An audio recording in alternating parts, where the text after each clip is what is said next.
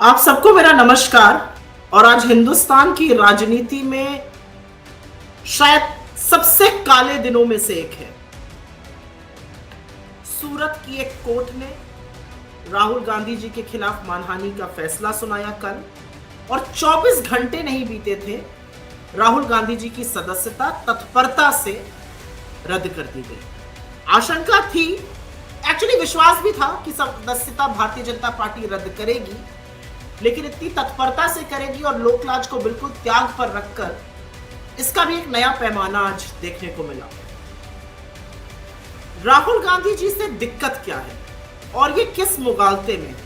अगर मोदी जी और उनके 50 चरण चुंबकों को लगता है कि वो राहुल गांधी जी को चुप करा देंगे क्योंकि वो सांसद नहीं है, तो शायद फिर वो राहुल गांधी को समझे ही नहीं। आपने तो राहुल गांधी को और धार दे दी, और राहुल गांधी आपके लिए और खतरा साबित होंगे जब वो सड़कों पर उतर आएंगे, जैसे भारत जोड़ो यात्रा के दौरान हुआ। राहुल गांधी चाहे गरीबों की, चाहे युवाओं की, चाहे शोषित वंचित समाज की, चाहे मिडिल क्लास की, चाहे किसानों की आवाज, युवाओं की आवाज लगातार सड़क से सदन तक उठा रहे थे। राहुल गांधी जी ये आवाज एक सांसद रहते हुए उठा रहे थे, एक जनप्रतिनिधि रहते हुए उठा रहे थे, और एक भारतीय होने के नाते उठा रहे थे, और लगातार उठा रहे हैं। 4000 किलोमीटर की पैदल यात्रा करी उन्होंने इस देश में, कन्याकुमारी से कश्मीर तक। भाजपा के जितने नेता है 400 मीटर चल के दिखा दें तब मान जाए। 4000 किलोमीटर की यात्रा, और मुझे ऐसा लगता है अपनी पर्सनल सेफ्टी को दांव पर रखकर इस देश को जोड़ने का, लोगों के हौसले और टूटे सपनों जो बिखर गए उनको जोड़ने का काम राहुल गांधी को किस चीज की सजा मिल गई? भाई बार बार कहा जा रहा है कि अप्रैल 2019 में उन्होंने कोलार कर्नाटक में एक भाषण दिया था। उस भाषण में उन्होंने कुछ बोला था। उन्होंने तो नीरव मोदी और ललित मोदी को चोर बुलाया था। उन्होंने तो नरेंद्र मोदी पर सवाल उठाए थे। किस आक्षेपों के पीछे आप छिप रहे हैं? न नीरव मोदी पिछड़े जाति के हैं, न ललित मोदी पिछड़े जाति के हैं, पहली बात। और दूसरी बात, क्या चोर को चोर कहने के लिए सजा मिलेगी अब इस देश में? मुद्दा वो नहीं है। मुद्दा असल में ये फोटोग्राफ है। ध्यान से देखिएगा ये पिक्चर। सांसद राहुल गांधी लोकसभा में, मोदी जी की ये तस्वीर जिसमें अडानी बैठे हुए हैं आराम से उनके हवाई जहाज में। इस तस्वीर को लोकसभा में दिखाने की, अडानी पर मोदी जी की बखिया उधेड़ने की, कलई खोलने की, अडानी मोदी के संबंधों पर सवाल करने की सजा दी गई है। क्या पूछा था राहुल गांधी जी ने? 609 नंबर से 2 नंबर तक अडानी आ गए। कैसी कृपा रही आपकी? क्या पूछा था राहुल गांधी ने? यही तो कहा था ना, विदेश भर लेके आप लोग घूमते थे अडानी को अपने जहाज में, जहां जाते थे उसके बाद कॉन्ट्रैक्ट मिल जाता था। यह आपकी विदेश नीति है। क्या पूछा था राहुल गांधी ने कि SBI, state bank of India और एलआईसी का पैसा क्यों अडानी में लगाया गया? जो पैसा डूब गया वो हिंदुस्तान के लोगों का पैसा था। आपकी बखिया उधड़ गई, आपकी कलई खुल गई, ये दिक्कत थी। क्या पूछा था राहुल गांधी ने? यही तो पूछा था ना कि जहां पर म्यूचुअल फंड पैसा नहीं लगाते वहां एलआईसी से पैसा क्यों लगवाया जा रहा है? क्या पूछा था राहुल गांधी ने कि ये रिश्ता क्या कहलाता है? और उसका जवाब क्या है? उनकी सदस्यता रद्द करना, उनको एक फर्जी केस में फंसा देना। और मैं बहुत ज्यादा लीगली तो नहीं बोलना चाहती हूं, लेकिन कुछ चीजें आपको मालूम होनी चाहिए। राहुल गांधी जी ने यह वक्तव्य 2019 के लोकसभा चुनाव के दौरान दिया था। और अगर साहब की इलेक्शन स्पीचेस पर आ जाऊं और जो बातें उन्होंने बोली हैं, तो सदस्यता ही नहीं, देश निकाला मिल जाएगा इनको। ये हाल है इनका। औरतों के लिए अपशब्दों का प्रयोग, कपड़ों से लोगों को पहचानना, ओछी गंदी घिनौनी राजनीति करना, ये इनकी असलियत। खैर, राहुल गांधी जी ने कोलार कर्नाटक में एक सवाल उठाया, और सवाल ये था कि भाई इन सबका नाम मोदी क्यों है? और ये भी सच है कि मेहुल भाई भी आपके बाद गए। उनको हम भाई नहीं बुलाते, मोदी जी भाई बुलाते। मेहुल भाई आपको चकमा देकर भाग गए, ललित मोदी आपको चकमा देकर भाग गया, नीरव मोदी आपको चकमा देके भाग गया। तो पहला सवाल तो ये कि क्या ये लोग चोर नहीं है? क्या इन्होंने हजारों करोड़ों रुपए हिंदुस्तान के नहीं लूटे हैं? और आज पूरी की पूरी भारतीय जनता पार्टी इन चोरों, इन भगोड़ों के बचाव में मैदान पर उतर आई है। शर्म आनी चाहिए आप।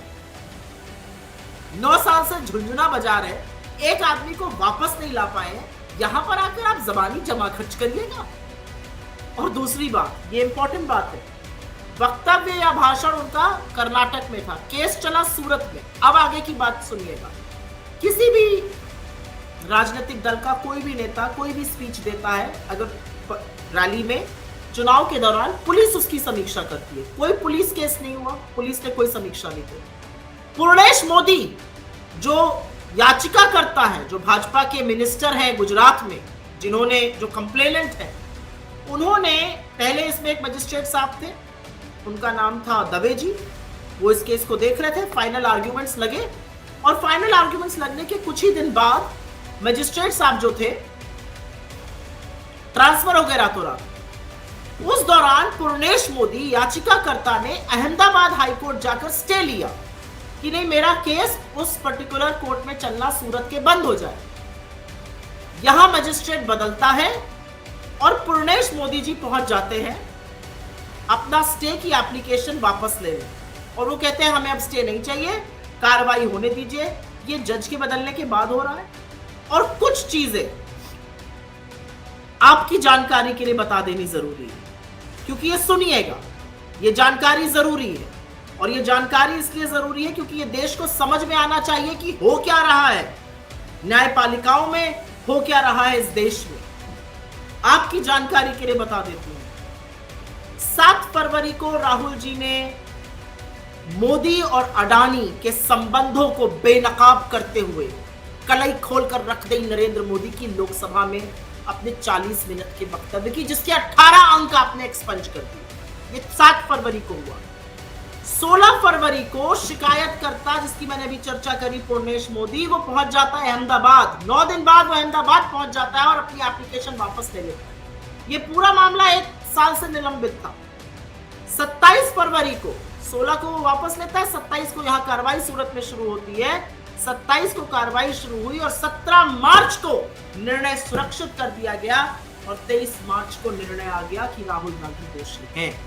ऐसे तमाम एग्जाम्पल हैं जहां पर सजा के बावजूद लोगों की सदस्यता नहीं खत्म हुई, लेकिन यह हम जानते थे कि नरेंद्र मोदी और उनके लोग किस कदर नीचे गिर सकते हैं, क्या कर सकते हैं प्रतिशोध की राजनीति में, कितनी गंदी राजनीति कर। लेकिन आप ही की जानकारी के लिए बस 2-4 चीजें बोल देनी जरूरी है। आज इस देश के लोगों को खड़ा होना पड़ेगा, आज इस देश को सवाल पूछना पड़ेगा कि क्या आपके हक की लड़ाई, आपकी लड़ाई, इस देश की लड़ाई, इस देश के लोकतंत्र की लड़ाई, लड़ने वाले की सदस्यता खत्म हो जाएगी और हम तटस्थ बैठे रहेंगे, हम तमाशबीन बने रहेंगे और ये तमाशा चलता रहेगा और नरेंद्र मोदी लोकतंत्र का चीरहरण करते रहेंगे? इस सवाल का जवाब तो आज देश को देना पड़ेगा, क्योंकि किसी भी संसद, किसी भी कोर्ट, किसी भी न्यायालय से बड़ा लोक अदालत होती है, लोगों की अदालत। और आज आपके हाथ में वो ताकत है, आज आपको डिसाइड करना है आप इस देश को कैसे चलने देंगे। ये जरूरी है कहना, क्योंकि ये कहना पड़ेगा।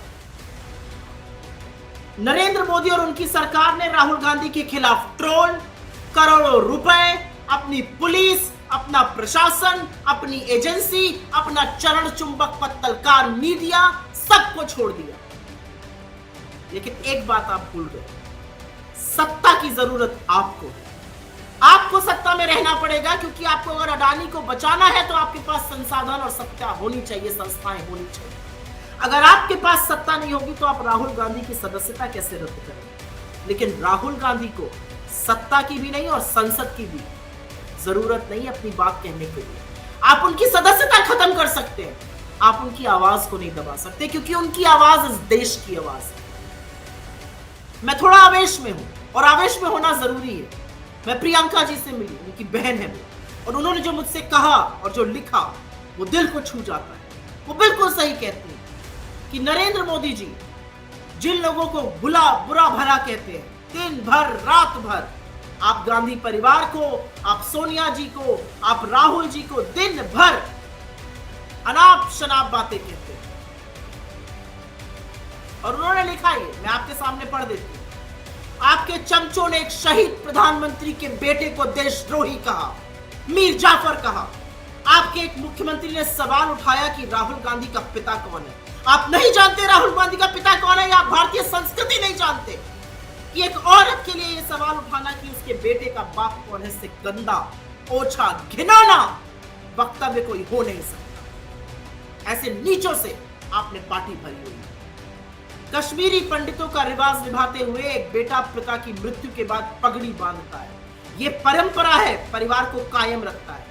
आप संसद में खड़े होकर पूछते हैं नेहरू सरनेम क्यों नहीं लगाते? आप अपने नाना का सरनेम क्यों नहीं लगाते?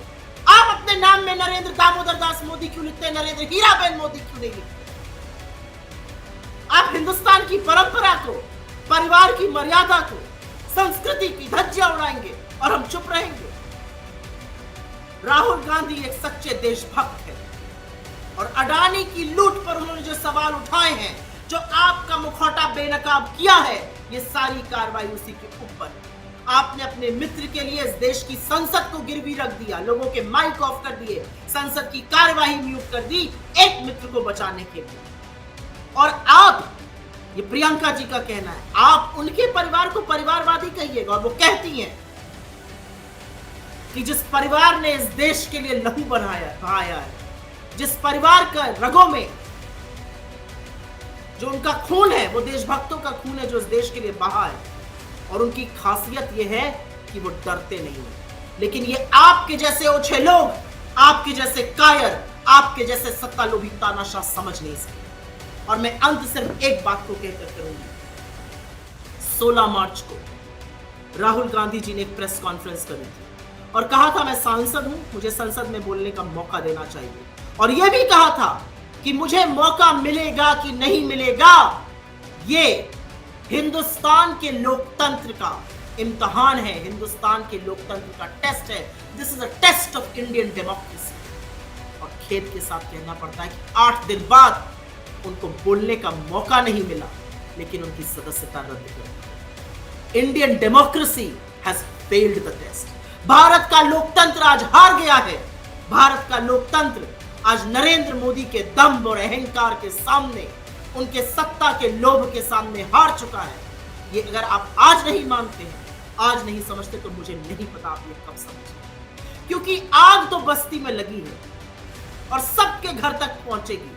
घर आपका भी नहीं बचेगा। अपने अपने घर मत बचाइए। इस देश को बचाना पड़ेगा। इस देश के लोकतंत्र के प्रहरी को बचाना पड़ेगा, जो आपकी आवाज बिना संशय के, आंख में आंख डाल के नरेंद्र मोदी के बोलता है, उसको बचाना पड़ेगा। आज मुझे ऐसा लगता है कि राहुल गांधी एक व्यक्ति नहीं, आज वो प्रतीक बन चुके हैं। नरेंद्र मोदी से लोहा कौन ले सकता है? उनकी करतूतों का पर्दाफाश कौन कर सकता है? अडानी पर बिना नार लपेट के सवाल कौन पूछ सकता है? नीरव मोदी और ललित मोदी को चोर कौन बुला सकता है? चीन पर आपकी चुप्पी पर सवाल कौन पूछ सकता है? वो राहुल गांधी है। और इसीलिए आपको लगता है कि उनकी सदस्यता खत्म करके आप उनको चुप कर दीजिए। ये आपके बस की बात नहीं है, क्योंकि आप एक कायर हैं और आपका सामना एक शेर से बढ़ गया। और सिर्फ एक लाइन कह के अपनी बात अंत करते हैं, दिनकर की लाइन है, सच है विपत्ति जब आती है कायर को ही दहलाती है। सुरमा नहीं विचलित होते, क्षण एक नहीं धीरज खोते, विघ्नों को गले लगाते हैं, कांटों में राह बनाते हैं। मुख से न कभी कहते हैं, संकट का चढ़ना कहते हैं, जो आ पड़ता सब सहते हैं, उद्योग निरंतर रहते हैं। शूलों का मुख नसाने को बढ़ खुद विपत्ति पर छाने है। कौन विघ्न ऐसा जग में, टिक सके वीरवर के मग में, खम ठोक ठेलता है जब नर, पर्वत के जाते पांव उखड़, मानव जब जोर लगाता है, पत्थर पानी बन जाता है। ये लड़ाई आपने शुरू करी और बड़े ओछे और गंदे तरीके से शुरू करी, पूरे सम्मान के साथ शेरों की तरह दहाड़ते हुए। इस लड़ाई का अंत राहुल गांधी